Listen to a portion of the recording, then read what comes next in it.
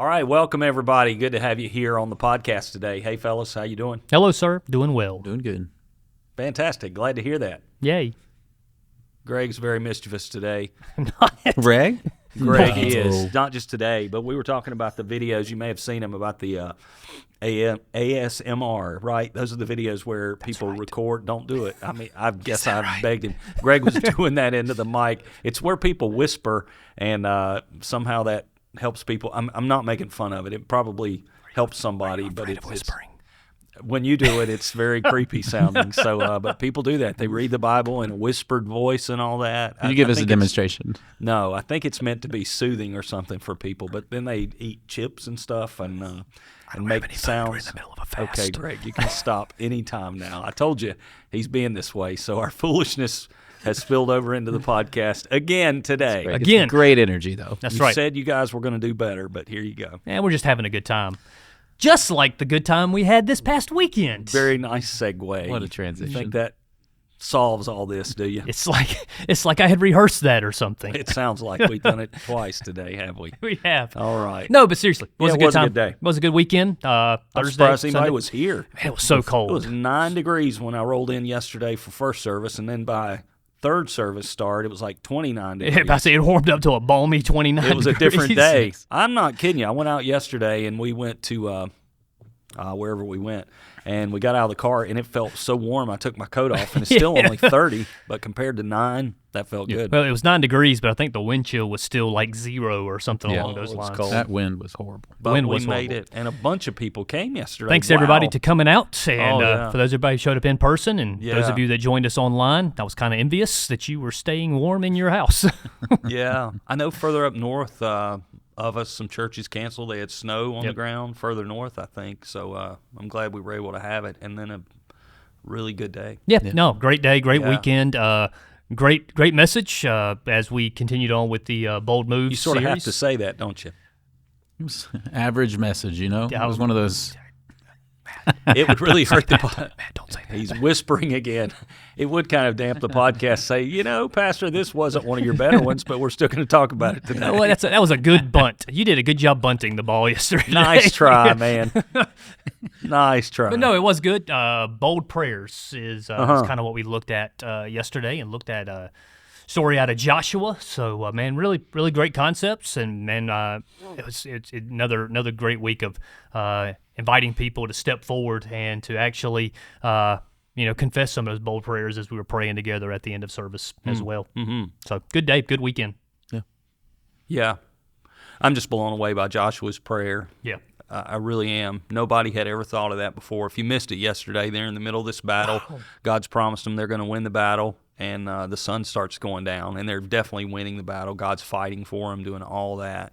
Sun starts going down, and Joshua's like, this needs to end today. We got to finish this battle off now. And he just says, God, may the sun stand still. And it did. That's unbelievable. Unbelievable. I believe it really happened, by the way.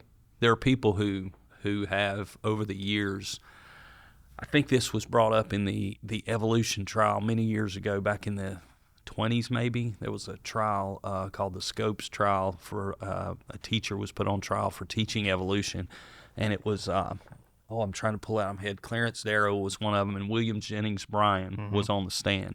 And this subject came up, this story came up as I remember it, and he kind of tried to pin Jennings Bryan down with this idea that the Bible has errors because Joshua told the sun to stand still, and now in our modern day we know that the earth actually revolves around the sun. Right. So people try to use that, saying, well, the Bible's full of errors, and I've had questions over that before in ministry, and I think the answer to that is very simple. I mean, if you don't want to believe in a miraculous God, if you don't want to believe in the Scriptures, you will spend your time trying to explain away all the supernatural things in the Bible. I think it's simply like this. However God did it, relative to Joshua, the sun did stand still in the sky.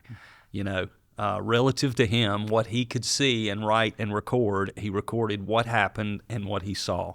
He did not live in our time. He did not understand the solar system as we do. He wrote with his understanding what actually happened. Yeah. When you can only pray out of your understanding. I mean, you can't. Yeah. How else would he have asked? He didn't know that. Like, of course, that's what he said. Yeah. There's a lot of cool stuff you can read too, and I can't verify any of it, but there's reports of the ancient Chinese and ancient Egyptians having legends of the fact that there is a long day, a day that lasted longer.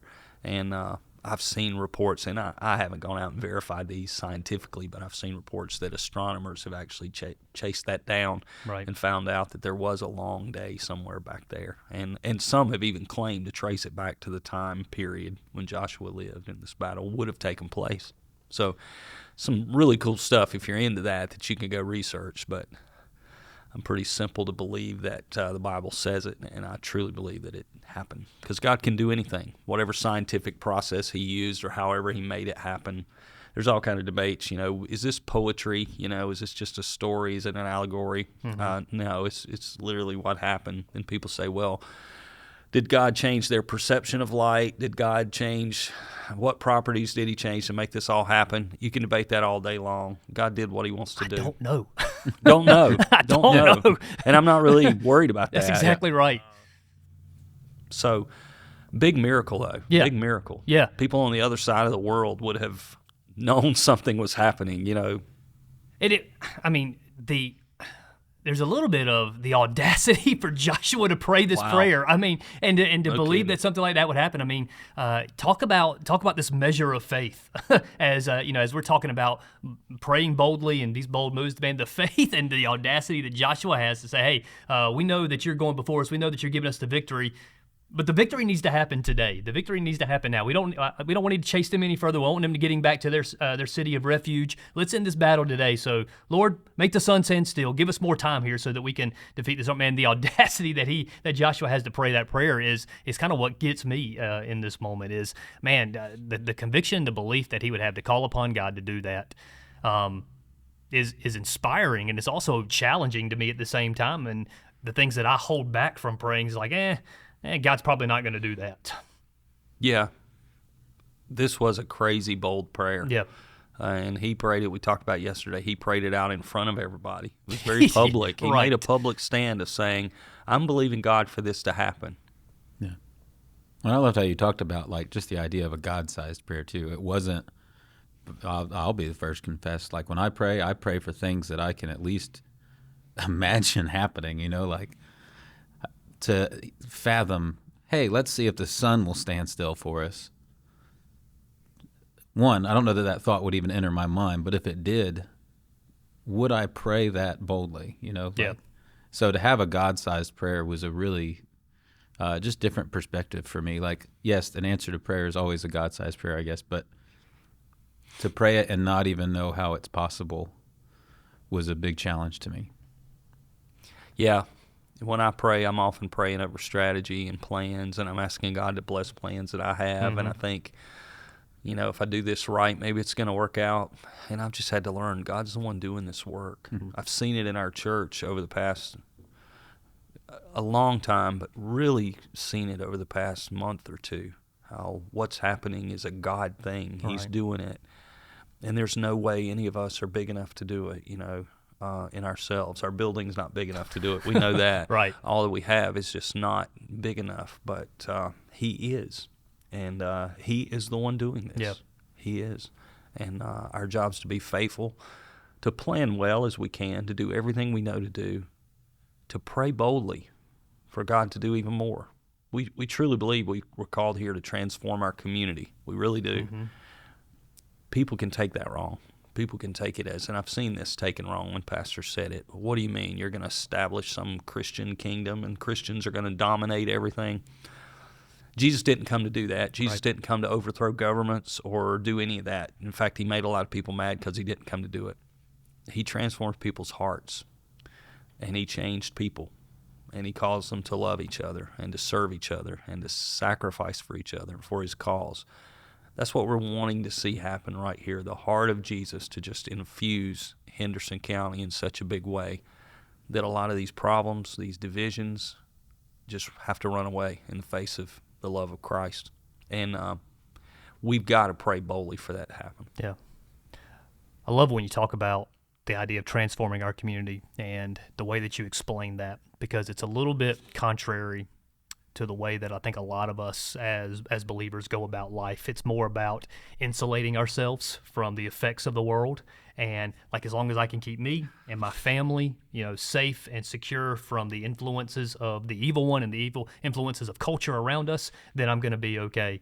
But man, the mission of the church and the vision specifically for our church is more so about getting into our community and not being so much, it's no watering down, it's not bowing down to culture or anything like that, but it is this idea of I'm not going to isolate myself from the world around me, but man, we're going to strategically feel like God is sending us into the world around us to be an influence there and to bring about transformation to what Jesus actually came to do and the message that he came to spread and to share and to transform lives. I think that's a powerful statement, a powerful way to live your life rather than just let me get enough of the message on Sunday morning so that I can make it through this week till I get back here next week with no ideas of what I'm going to do in between.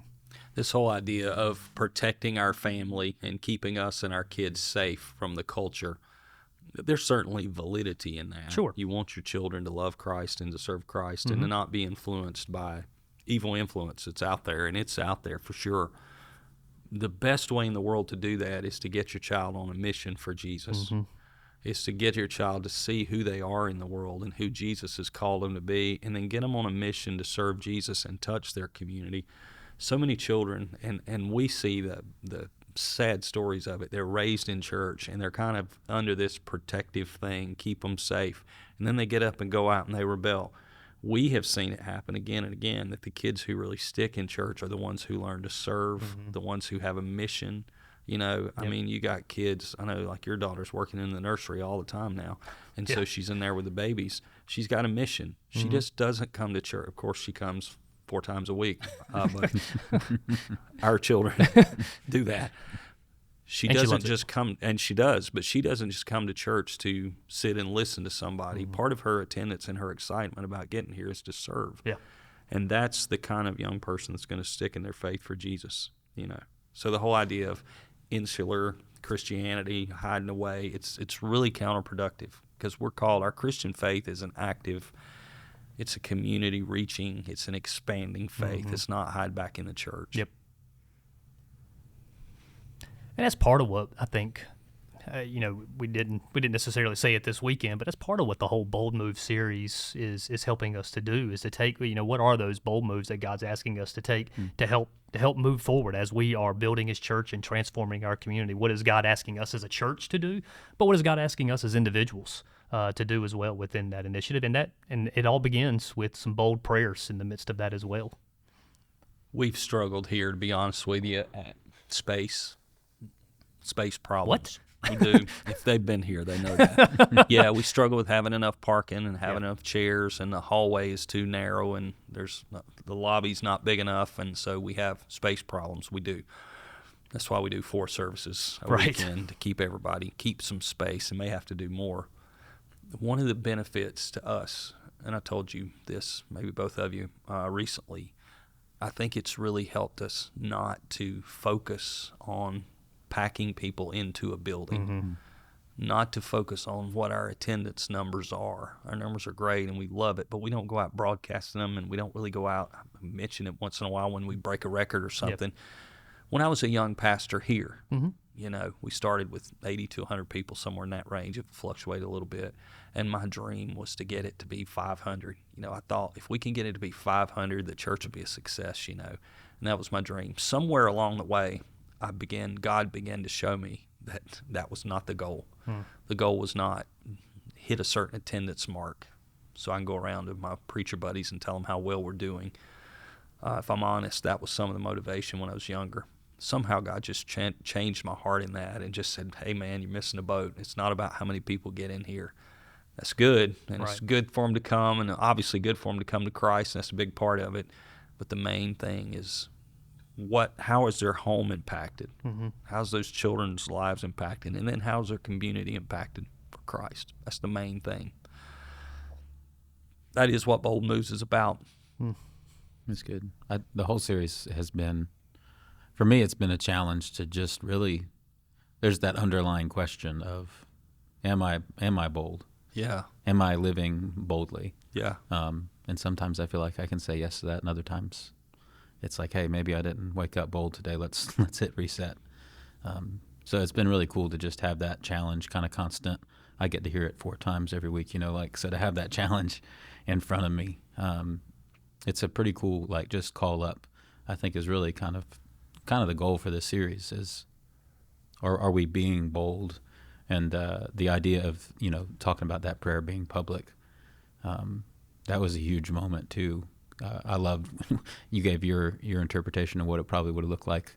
If you had prayed that prayer, it would have been in the tent, like, oh, God, would you please maybe just, if you could, okay. How about the sun stopping? Yeah. Did that work? I might have prayed that in the tent. He But prayed it in front of people. everybody. Yeah. It's powerful. He was demonstrating something there. Yeah. Boldness is critical in our day. Boldness costs you something, too. Boldness can cost you some friends, can cost you some things, but the joy of being in the mission and seeing all of it happen and knowing that you've done God's will with your life is worth the risk. It really is. You could live your life. I keep thinking back to what you said about the insular little protect our family. You can live a comfortable life in our nation right now. You can still live a comfortable life. You can go home, sleep soundly in your bed at night, keep your children in order and do all these things, and you're going to get old. You're going to die. Your body's going to die. And when that time comes for me, I want to look back and feel like I left it on the field, Right. that I gave everything I had to it, that I didn't just sit back in a comfort zone. And that's just part of where I'm getting to be much more bold. I want to see the work get done. So That's good. all right. Well, we appreciate all the folks being with us. We don't do this without them. So thank you for listening, and we'll see you again next time.